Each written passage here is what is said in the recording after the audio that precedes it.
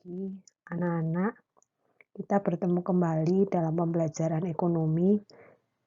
Kita akan mempelajari tentang bab 3 berkaitan dengan ketenagakerjaan.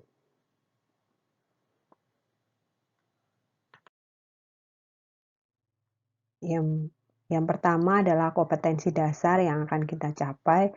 Pertama, menganalisis permasalahan ketenagakerjaan dalam pembangunan ekonomi, sedangkan keterampilannya yaitu menyajikan hasil analisis masalah ketenagakerjaan dalam pembangunan ekonomi dan cara mengatasinya. Sekarang kita akan masuk ke peta konsep. Ada dua hal yang akan kita pelajari. Yang pertama, jenis tenaga kerja. Yang kedua, berkaitan dengan pengangguran. Kita akan lihat gambar-gambar yang berkaitan dengan ketenagakerjaan. Yang muncul pertama ini adalah berkaitan dengan industri tekstil. Terus ini industri jamu. Yang berikutnya adalah industri otomotif. Dan ini tenaga kerja dalam bidang minuman atau makanan. Sekarang kita masuk kepada pengertian.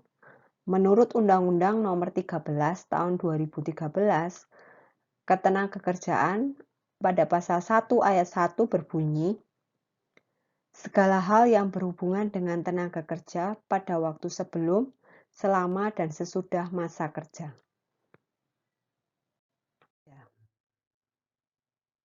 Nah, pengertian menurut Craig Cycle tahun 2009 dalam bukunya Basic Labor and Employment Law for Paralegals.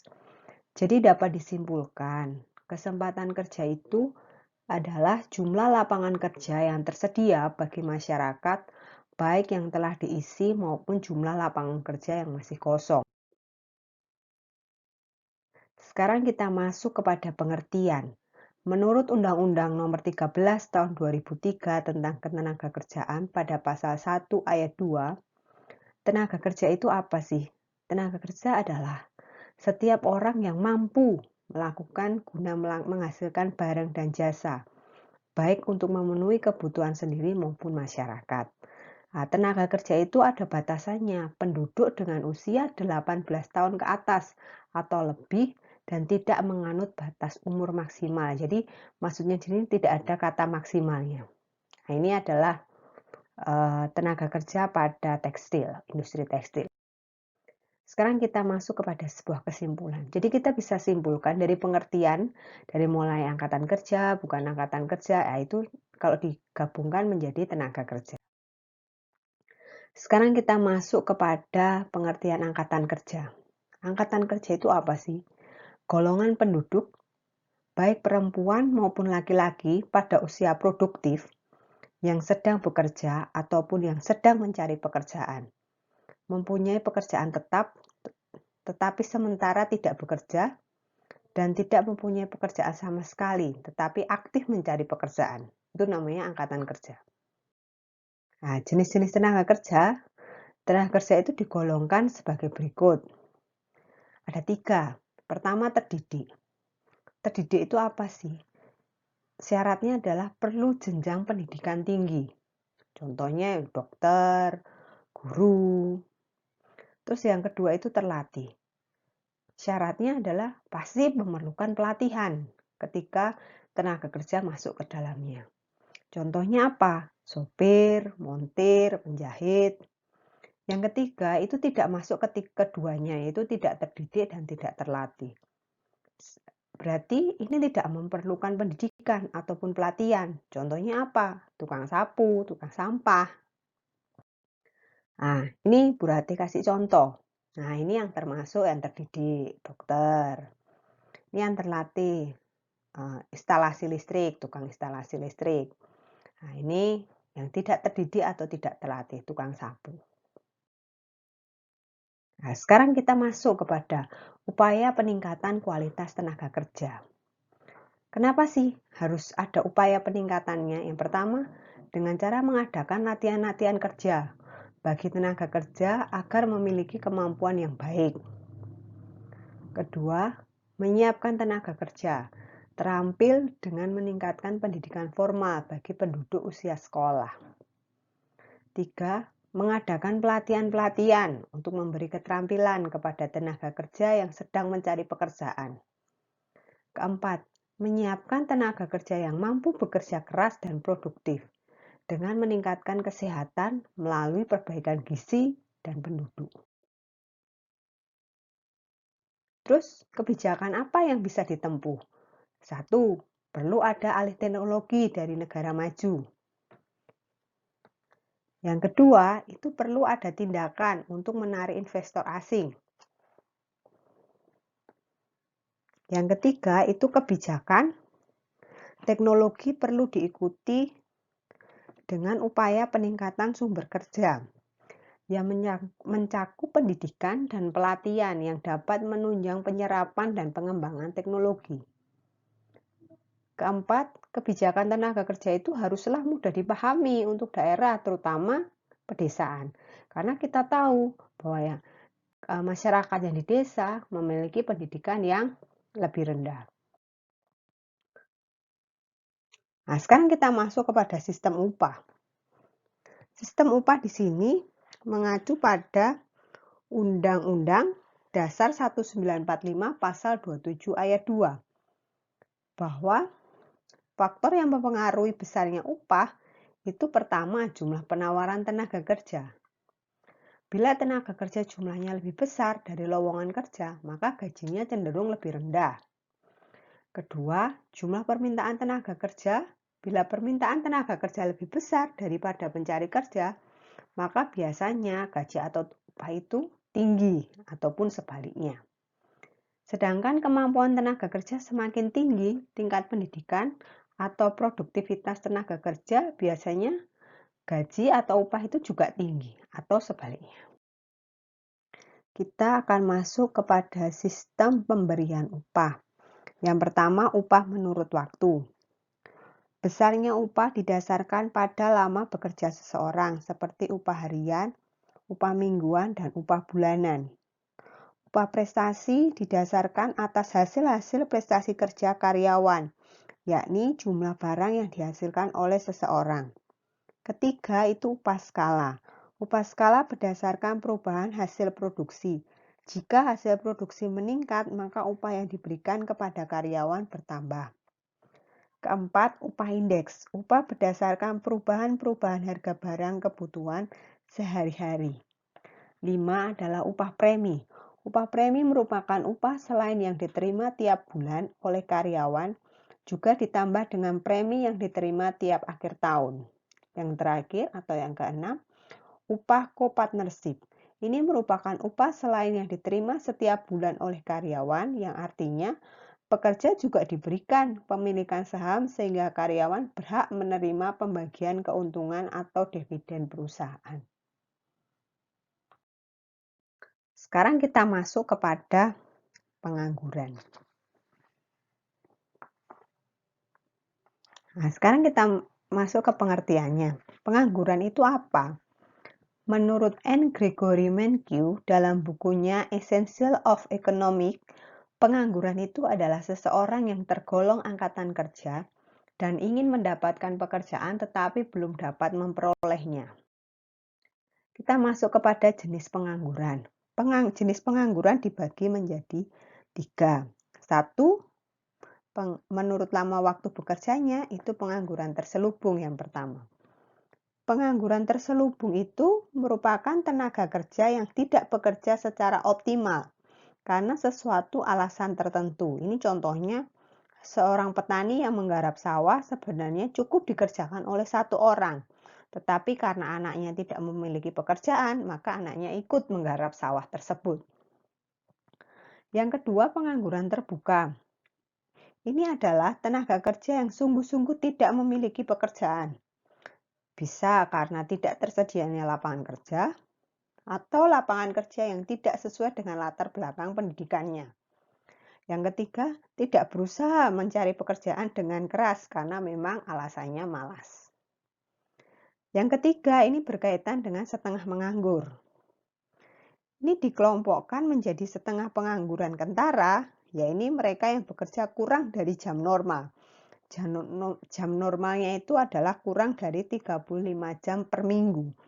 Dan setengah pengangguran tidak kentara atau pengangguran terselubung, yaitu mereka yang produktivitas kerja rendah dan pendapatannya juga rendah.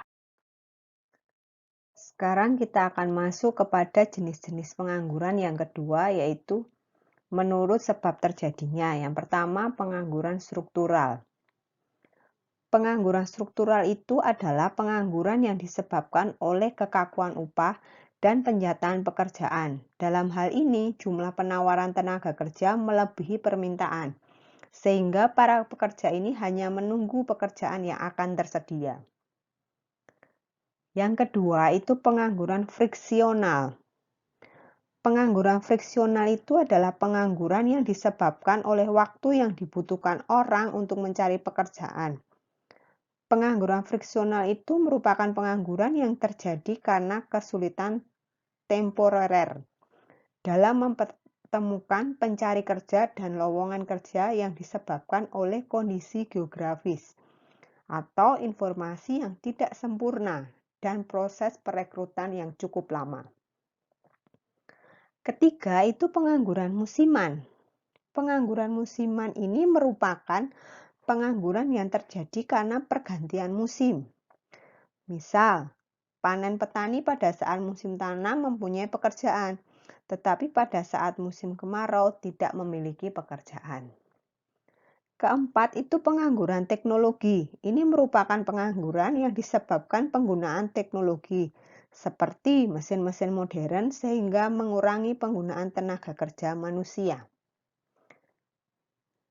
Yang keenam adalah pengangguran muda.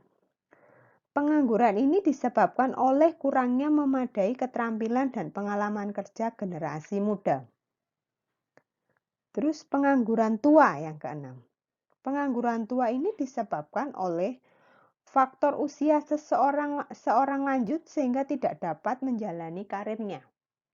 Dan terakhir, ini adalah pengangguran yang disebabkan oleh isolasi geografis. Ini dialami oleh masyarakat yang terpencil dari pusat kegiatan ekonomi. Selanjutnya kita masuk kepada penyebab pengangguran. Sebab terjadinya pengangguran itu adalah pertama, pertumbuhan penduduk yang sangat cepat. Ini menciptakan banyak pengangguran dan meningkatnya jumlah angkatan kerja yang tidak diimbangi dengan perluasan kesempatan kerja. Yang kedua, angkatan kerja itu tidak dapat memenuhi kualifikasi persyaratan yang diminta. Perkembangan teknologi yang tinggi ini tidak diimbangi oleh keterampilan dan pendidikan dari para pencari kerja. Tidak adanya kecocokan upah karena tidak semua perusahaan itu mampu dan bersedia mempekerjakan seorang pelamar dengan tingkat upah yang diminta pelamar. Selanjutnya, tidak memiliki kemauan wirausaha. Orang yang tidak punya kemauan kerja tidak akan berusaha menciptakan lapangan kerja, sehingga ia harus menunggu uluran tangan dari orang lain. Ketidakstabilan sektor industri. Pola investasi yang ada itu cenderung padat modal. Hal ini menyebabkan semakin kecil terjadinya penyerapan tenaga kerja. Yang terakhir, ketidakstabilan perekonomian, politik, dan keamanan negara.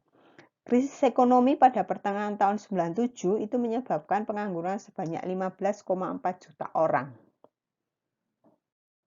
Sekarang kita masuk kepada dampak pengangguran terhadap lingkungan. Ada dua dampaknya. Pertama pasti dampak ekonomi. Dampak ekonomi itu contohnya seperti apa? Turunnya daya beli rumah tangga. Banyaknya sumber daya manusia yang terbuang. Ketiga, menurunnya tingkat pendapatan masyarakat. Sedangkan dampak sosial, yang pertama berdampak psikologis bagi individu karena mudah depresi. Yang kedua, kriminalitas meningkat. Ketiga, pelacuran juga meningkat. Keempat, banyaknya pengemis dan orang miskin. Dan terakhir, bisa mengakibatkan kerusuhan. Nah, terus bagaimana cara mengatasi pengangguran? Pertama, pasti menyelenggarakan bursa pasar kerja. 2. Menggalakkan kegiatan ekonomi informal. Kegiatan ekonomi informal ini dengan cara mengembangkan industri rumah tangga sehingga mampu menyerap tenaga kerja. Terus meningkatkan keterampilan tenaga kerja. Keempat, meningkatkan mutu pendidikan. Ini dengan pendidikan yang memungkinkan seseorang untuk memperoleh kesempatan kerja yang lebih baik. Meningkatkan pertumbuhan ekonomi. Dengan peningkatan pertumbuhan ekonomi suatu negara itu sangat penting, karena pemerintah terus meningkatkan pertumbuhan ekonomi, sehingga akan memberikan peluang bagi penciptaan kesempatan kerja. Mendirikan pusat-pusat latihan kerja. Untuk pendirian pusat-pusat latihan kerja ini untuk melaksanakan pelatihan tenaga kerja untuk mengisi formasi yang ada. Mendorong investasi. Pemerintah perlu terus mendorong masuknya investasi baik dalam negeri maupun luar negeri untuk menciptakan kesempatan kerja di Indonesia. Meningkatkan transmigrasi. Transmigrasi itu merupakan langkah pemerintah untuk meratakan jumlah penduduk dari pulau yang berpenduduk padat ke pulau yang penduduknya jarang. Melakukan deregulasi dan debirokrasi. Deregulasi dan debirokrasi di berbagai bidang industri untuk merangsang timbulnya investasi baru. Yang terakhir, memperluas lapangan kerja. Dengan perluasan kesempatan kerja dengan cara mendirikan industri-industri baru, terutama yang bersifat padat karya. Sekarang kita masuk kepada pasar tenaga kerja. Kelebihannya apa sih? Yang pertama, membantu pencari kerja maupun pengusaha atau perusahaan yang membutuhkan tenaga kerja. Lebih mudah mendapatkan informasi tentang lowongan pekerjaan. Membantu mengurangi pengangguran. Yang keempat, menambah devisa. Yang kelima, membantu dengan cepat mengisi posisi pekerjaan dengan tenaga kerja yang sesuai dengan kemampuan. Keenam, mengurangi kemiskinan. Sedangkan kekurangannya, pasti muncul kegiatan percaloan tenaga kerja yang sering kita dengar. Kedua, munculnya kegiatan penipuan dan kekerasan calon tenaga kerja. Sekian dan terima kasih. Tetap bersemangat dan salam sehat.